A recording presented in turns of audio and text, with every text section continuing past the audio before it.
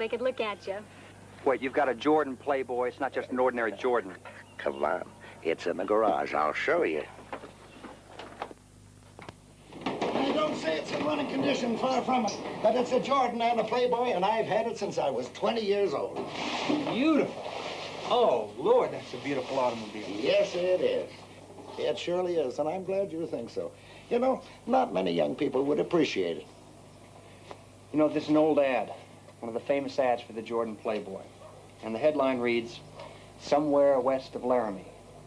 Goes on to speak of this brawny, graceful thing that revels with a wandering wind and roars like a Caproni biplane.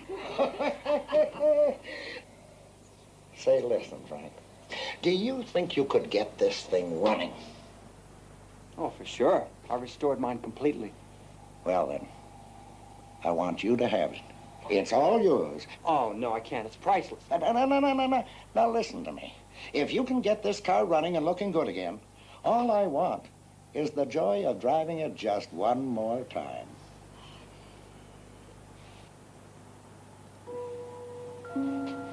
Mr. McCauley, what's the original paint job on this? Well, it used to be a beautiful forest green.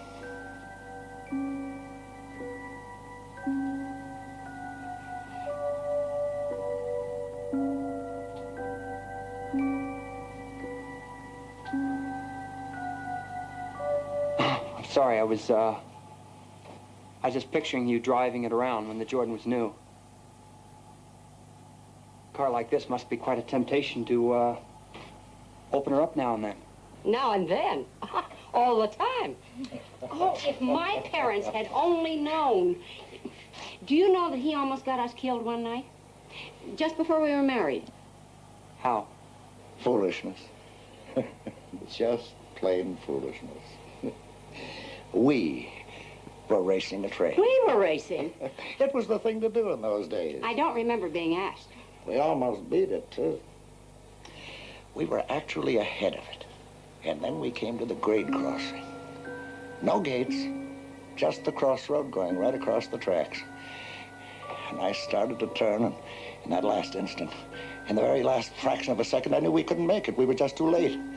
So, I didn't turn, and we tore along the road beside that train. The engineer leaning out of his cab, shaking his fist and cussing us out for all he was worth. Where did that happen?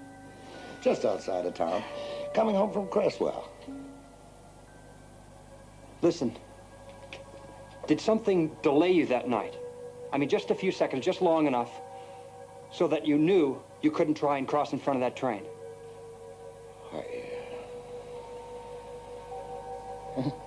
I don't know. Like what? Like someone running out in front of your car and doing like this. Huh?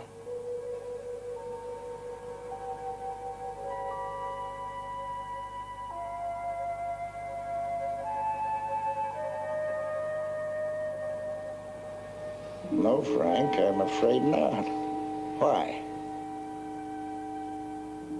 Oh, I don't know. I just kind of figured that's the way it happened. Not important. You know, I don't even remember why we were in Cresswell that night.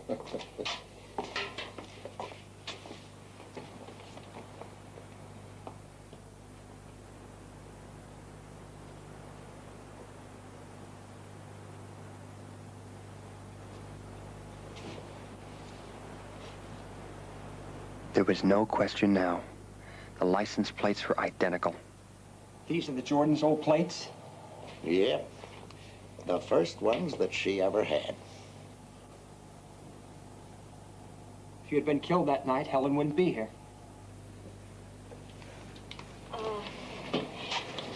Frank, we gotta get going. Huh? We've gotta get going. We're late. Oh, okay. I'll get her running for you, Mr. McCauley. Fix her up just the way she was. Give her a second chance, eh? Or a third.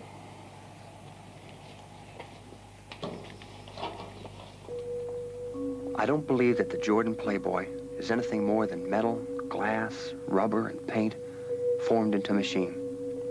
And yet, I can't stop myself from feeling that when that old Jordan was restored by me, given a second chance, as it were, it went back to the time and place that would give Vince McCauley and his girl a second chance, too.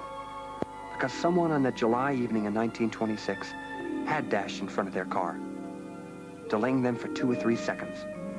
I had intruded on that time just long enough for Vince McCauley to change his mind about trying to cross in front of that train, live to marry the girl beside him, and eventually have a granddaughter named Helen, the girl I was one day going to marry. And just like her grandparents did almost 50 years before, we'd leave on our honeymoon in the very same car. This brawny, graceful thing, which revels along with the wandering wind and roars like a Caproni biplane. My beautiful Jordan Playboy.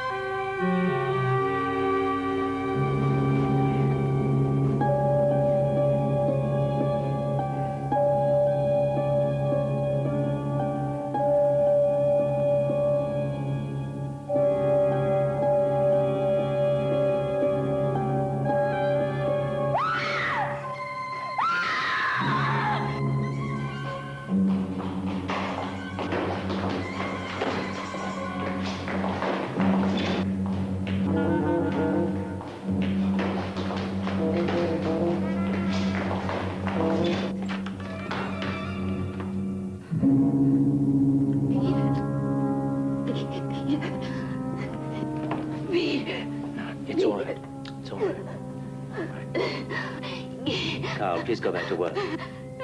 Don't speak now.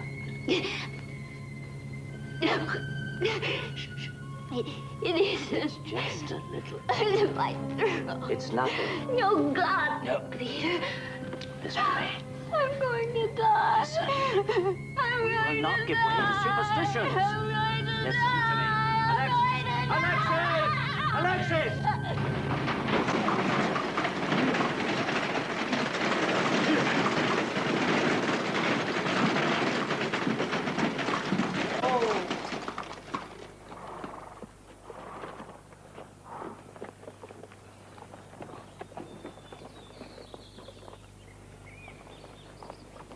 Cook, inside.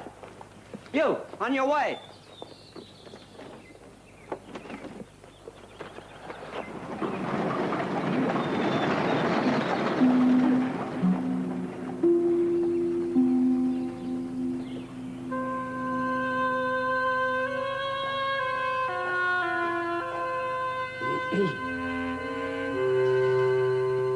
Put it on the desk, Carol.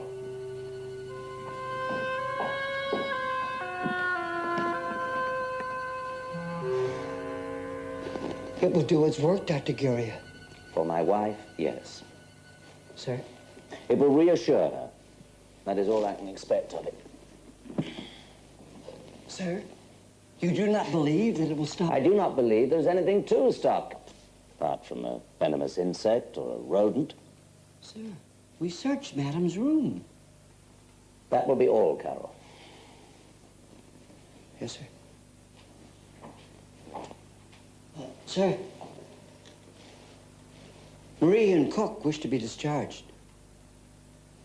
I've dissuaded them for now, but I don't know how long it will last.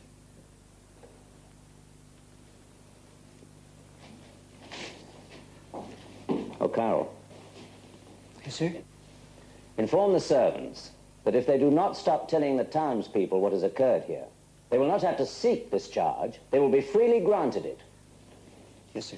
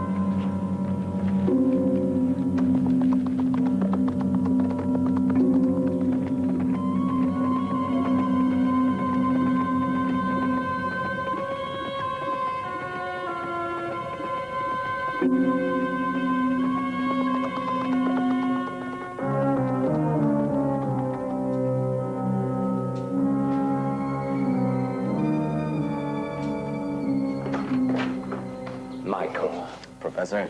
I knew you would come. I cannot tell you how pleased I am to see you. What's wrong? Your letter only said that Alexis was not well. Let us talk in the study. I imagine you were surprised to see me answering the door. Well, I did wonder where Carl was. He's sleeping, poor fellow. He's been doing the work of 4. All the other servants have left. Why? Sit down.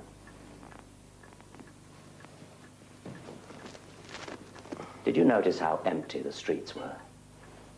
Yes, I did. Where are all the people? Huddling, terror-stricken in their houses, I expect. I don't understand. You saw what is hanging on the windows and the doors? They could look at you.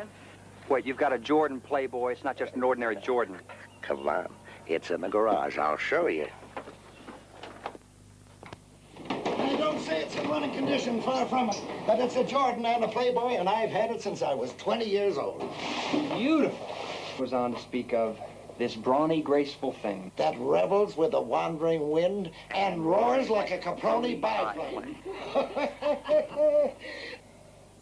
Say, listen, Frank. Do you think you could get this thing running? Oh, for sure. I restored mine completely. Well, then, I want you to have it. It's all yours. Oh, no, I can't. It's priceless. No. Now, listen to me. If you can get this car running and looking good again, all I want is the joy of driving it just one more time.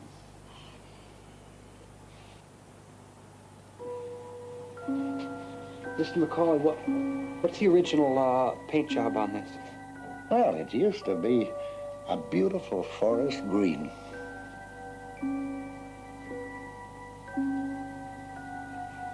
Oh, Lord, that's a beautiful automobile. Yes, it is. It surely is, and I'm glad you think so. You know, not many young people would appreciate it. You know, this is an old ad, one of the famous ads for the Jordan Playboy. And the headline reads, "Somewhere west of Laramie."